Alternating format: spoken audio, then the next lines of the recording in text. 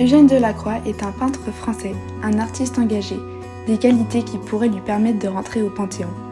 Il est né le 26 avril en 1798, près de Paris, dans une famille plutôt importante qui lui permettra d'avoir une éducation et un enseignement auprès de grands peintres. Lors de ses débuts, il se fait remarquer des critiques et commence à incarner une nouvelle génération d'artistes, que l'on désigne romantiques, inspirés de la littérature. Il naît alors en lui un désir de renouveler la conception artistique. Il se cultive au Louvre et présente des tableaux dans des expositions et salons où il apparaît comme un peintre remarquable, avec des manières qui bouleversent les habitudes et les règles académiques.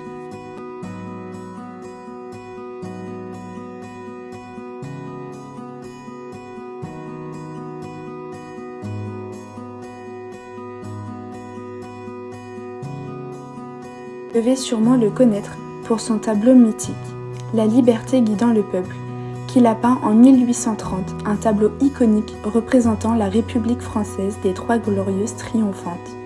Exemple de l'engagement de Delacroix dans ses œuvres. Il décide de former son tableau avec différentes classes sociales, mais aussi une disposition permettant la mise en avant de la République triomphante. Sa création devient alors la représentation de renommée mondiale du combat pour la liberté, ainsi qu'un symbole français, exposé au Louvre à Paris.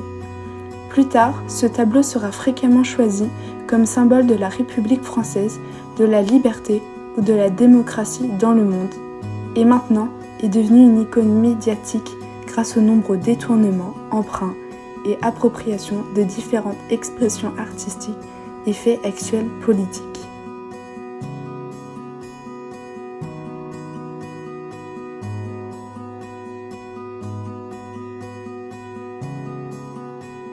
Il réalise donc des toiles, mais également des décorations murales de monuments publics français, comme dans le Palais Bourbon, la bibliothèque de la Chambre des députés, le Louvre ou encore au sein d'édifices religieux.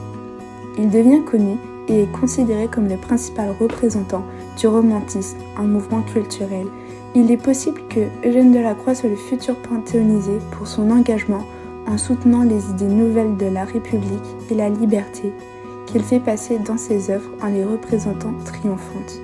Il a choisi de faire communiquer sa vision des événements politiques auxquels il a assisté en affichant ses convictions politiques bien affirmées dans son art.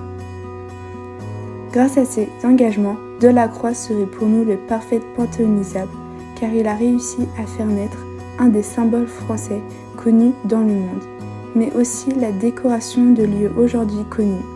Il marque l'histoire de la France avec la liberté guidant le peuple et aujourd'hui continue d'inspirer des artistes créateurs avec des détournements adaptés, avec des faits récents et donne un soutien dans l'apprentissage de l'histoire et la République. Il est donc pour nous un homme important pour la France et mérite sa place au Panthéon.